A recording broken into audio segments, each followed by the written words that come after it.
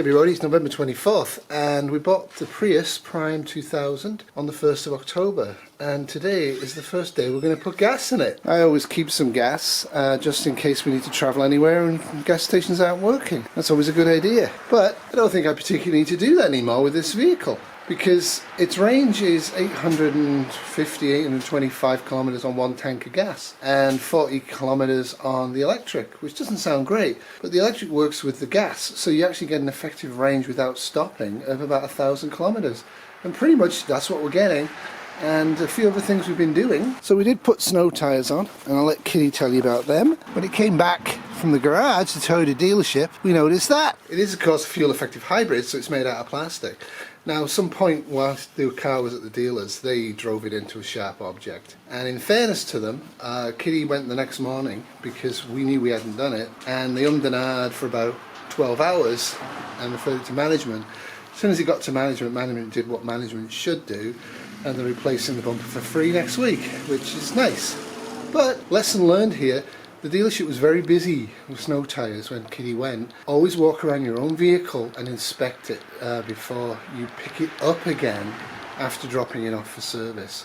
Kitty didn't do that, but I think she will next time. So as you can see, I've been doing great work on the garage, even though it's still a junky mess and still needs a lot of sorting out. But we are now able to plug in the Prius and recharge it in the garage, which in the winter and rain is a great idea. And Kitty's getting ready for a trip. She's going on a 450 kilometer one-way trip. She's done this once before in this vehicle, and that's why we're probably going to have to top it up before Christmas. Gas cans, stinky, stinky gas, fossil fuels, ruining the world. Even though we have our hybrid, we still need a bit of it. But October 1st to November, whatever this is, I've only put $30 of gas in it, and that's when I've driven... It's the 24th. 3,400. Of November. Yeah. It's almost 2 months. It would have gone 2 months. I've driven 3,400 kilometers for that. So instead of letting this gas expire, we're going to put it in, because I'm going to drive another 500 kilometers. Yeah, so we use high octane gas to store and change it out about every 6 months. I don't miss going to the gas station all the time, especially as the weather gets colder. The only thing is, the gas stations should have electric charging points in them. I know England's got them now. That would be helpful, because you had some trouble when you went the last trip, right? I did, but that was my charge point card, not my flow card. So I'm not going to bother trying this time. The wonders of capitalism. Well, even things like we went to a little, not that little a town, Unionville, yesterday, yeah. And there was no charge. I had a haircut. There. He did. Doesn't he look cute?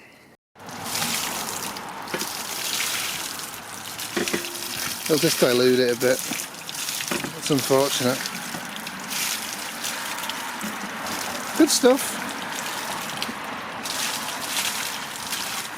It's normalcy bias. I have 40 litres of gas and I put 20 in, and then I figured it'd take the other 20 because the tank is a fifth full and the tank's small.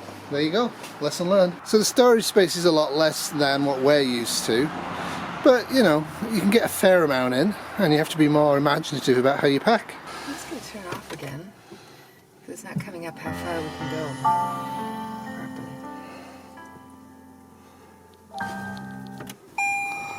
Okay, car is good. Yeah, I'll show you. It isn't coming up yet on how far it'll go on that gas. But maybe I have to move it first before it will. I don't know. It's full. It should be reading like 800 clicks to go before it's empty. I might have to start it or something. Move it or something. Want me to? Sure. Tell me what you're doing though. I'm just driving to see if it'll switch. Yeah, there we go. So that's what it figures it'll get on 866 kilometers on what we just put in. So, right, so 866 kilometers, so I overfilled the tank. It should be 825 or 850. Yeah, so we're a little over full. So lesson learned. But we're driving far today, so that's... I won't even start using it until I've used the EV, which I try to squeeze as much out of as I can by Decelerating gently, like if I'm coming to a red light, I just take my foot off the brake and kind of ease myself to it. It sometimes irritates people who are behind me.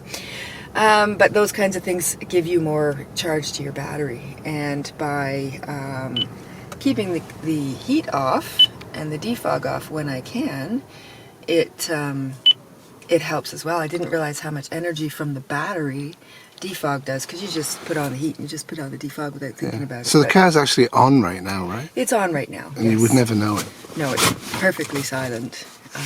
Yeah. How are you finding charging at work? No problem. Yeah? No problem. The only thing is that if I leave it all night instead of moving it, it charges me $3 instead of $1. Right. Because they think they want to encourage you to move it, which is only fair, except there's no lineups for the electric. So technically you're getting $1 a kilometre Canadian, so for 400 kilometres you're paying $10, but you're not really, because as soon as you use the electric with the gas hybrid, you get way more than 40 kilometres off the battery, right? That's what we've been finding. Yes. If you go in here to info, you can get your car, your battery, but you can also get your past record. Oh, what is For it? a long time I was getting 0.9 liters per 100 kilometers. Right. But because I've had to drive far distances and not be electric, I'm up to 1.6 liters per 100 kilometers. And that's compared to about 5 to 7 litres a kilometre for the old RAV4, right? Oh goodness, yes. And even this car on just the hybrid is 4. Right. So this is because I use so much electric. All of my local driving, I just use electric. It's just in the winter I don't quite make it to work, so I use a sip of gas, and that's because of heat. Right. When I drive long distances without being able to recharge, which would be a nuisance, to be honest, if you have 2.5 hours to sit there and recharge. My plan had been to recharge at a town halfway just to get the extra bump, but I didn't have the right payment process, so that'll have to wait. In the summer that will be nice, because you could explore a different little town, Right. Maybe do a bit of your grocery shopping there, and then have the car charged while you're doing it, and then just get an extra bump of electric. And that would keep my average quite low, which I like, because it means I'm using very little fossil fuels. And I have gone, as you can tell, on the trip thingamajiggy up here. That's what I can get out of the tank of gas I got now, but that's not counting electric. Yeah. I don't know what the heck that is. That's your average nothing. trip, I think. And that is how far we've gone. And it also tells me the average liters per 100 kilometer on there. Right, so we literally did one tank and we've gone 3,000. 3,568 kilometres, including, you said you put 30... I put $30 in once, yeah. So that's about $1.15, $1.20 a litre, so you probably put in about 22 litres. Maybe, yeah. Yeah, so maybe half a I put the higher tank. octane than I used to do, Yeah. because I figure it sits there longer. So we're definitely getting 2,000 or more kilometres a tank. Oh yeah, Yeah. for sure. Right now, so that's all good. Yeah. What else do you want to show them? Well, when I'm on this, if I go back and go big, I can always see how full my battery is. Right. And how much I've used and how far I've gone. We don't really use on that this. much though. I do, just to see if I'm running Yeah. out sometimes, just out of curiosity. Right.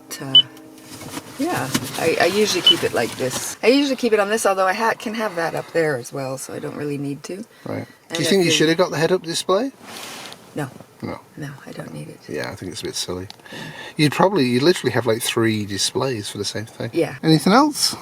I wish we could go pure electric, but as a compromise, I think it's a lovely thing. And because I think a lot of us do a lot of short distance local driving for just errands, you can be not running on fossil fuels. So Yeah, now, unfortunately, in Ontario, we're actually running on nuclear power, which is a whole different other issue. However, we've been offsetting the car with bullfrog energy for quite some time, which is green, not nuclear. And anyway, long story short, we live in a modern world, there's not a lot we can do. no, but If everybody had an electric car, they'd have to increase the amount of electricity. They'd probably have to use nuclear. And unfortunately, we'd also have a lot better air to breathe. unless Well, it was and radiation. I think that the money that we're subsidizing oil and all the rest of it with, we should be like looking into solar cars. It sits here in the sun a lot of the time. Why couldn't that subsidize the energy? Well, you'd have to scrape the snow off. They're working on that in Europe, but there's very little money invested in it. Yeah. I mean, I think we really have to start moving away from all of these big source, high energy sources like nuclear, like fossil fuels. People say, I am not a fan of nuclear at all, because I think we're just opening up a huge can of worms with that, which we've already opened and which is already devastating and which could be phenomenally devastating. So we just need to keep hoping that we find better ways and means that aren't so destructive to our lovely planet. True, but realistically speaking, that's one of the arguments people use, is the fact that if everybody had electric cars, we need a lot more coal to burn and a lot of electric nuclear to burn. The truth of it is that if we offset that by going partial or full vegan, we'd actually save on all that, but people don't want to deal with uncomfortable truths, right? The uncomfortable truth is that gasoline causes asthma, causes cancer, it's highly toxic, even without climate change, and simple things like not eating meat every single day of your life and not eating dairy every day of your life has a huge impact on people. Just won't go there because then they have to accept responsibility for their actions, which we've accepted because we've been eating meat for most of our lives. Well, not since 2000. Yeah, but for most of our lives. Without It's going to eventually be. another 8 or 9 years we'll be mostly vegetarian most of our lives, currently vegan. Yeah, so that was nice. I do think Toyota and the other car companies probably should do something special, like come out with a vegan car or an ethically sourced car. Well, it's synthetic leather. Yeah, They synthetic do that. leather, which means it's from gasoline, right? Well, probably. Yeah. But I mean, they could do some stuff. They could make it from recycled plastics. Yeah, they could also have modular cars so you can switch out parts that are broken and reuse and stuff. They kind of do. They kind of And do. actually, I've been reading about what they do with the batteries. And Yeah? there's some guy out west who, because the battery, if it gets down to, I think, 80% functionality, it can't really work your car anymore, but it's still got a lot of energy left in it, and they're using recycled batteries. One guy out west is using them to power his house. So there's things, and they do recycle parts from the batteries. So Yeah. there's a lot of spin-offs from the batteries. So it's not just The main battery is a fuel cell. So there's cells. It's not a cell, which is a major improvement on the original cars. Yeah. So the battery doesn't have to wind up just as waste. Right, cool. Well, thank you very much. You're welcome. I'd say any time, but I'd be lying. Any closing remarks? No, No. Well, safe travel. it's a cute car and it's a nice color. Hello, this is Mr. Bear in the back of the car. So I'm in the back of the car and I've had a couple of trips in the back of the car and it's much more comfortable than most cars I've been in the back of. It's almost like being on a sofa. It's really comfortable. There's a ton of legroom even for me and I'm nearly 6 foot tall. And yeah, I'm quite pleased with this vehicle. I'm quite happy with it. How much gasoline and cost do you think you save in a year just from gasoline? At least 2,400 or more from gas. Per year? Yeah. Right, I would say. right. At least. But the other thing is maintenance. Now, if it was a pure electric, I could say this with more confidence. I'm not sure about the hybrids, but the electric cars, they're finding last an incredible amount of time. There's just less wear and tear on the engine. There's an experiment they're running with renting fleets of rental cars that are making 500,000 miles and still going strong. They use so much they charge them twice a day, and they're like Teslas. I think they probably are Teslas, but they just don't need as much maintenance. They just don't wear out as fast. So Cool.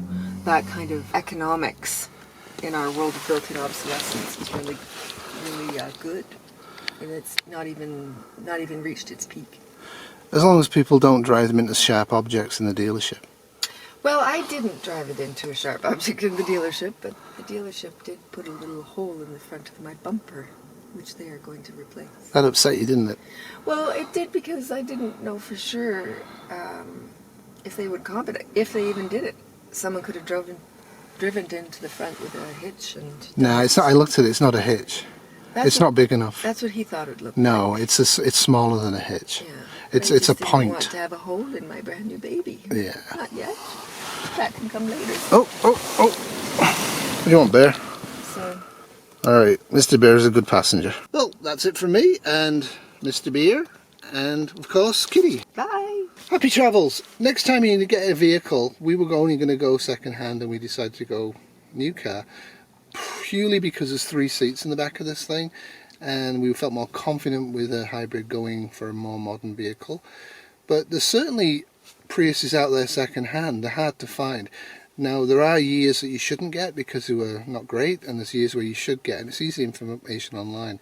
I would say this is a really great vehicle.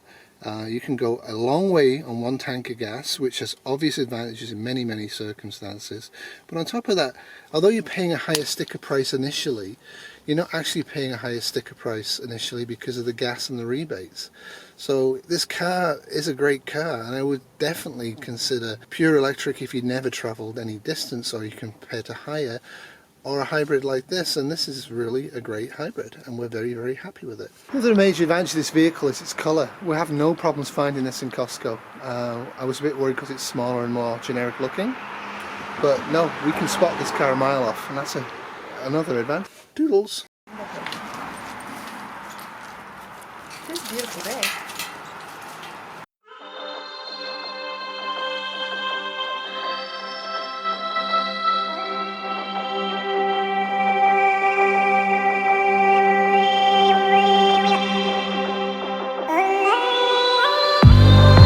This has been a Bad Terrier production 2019.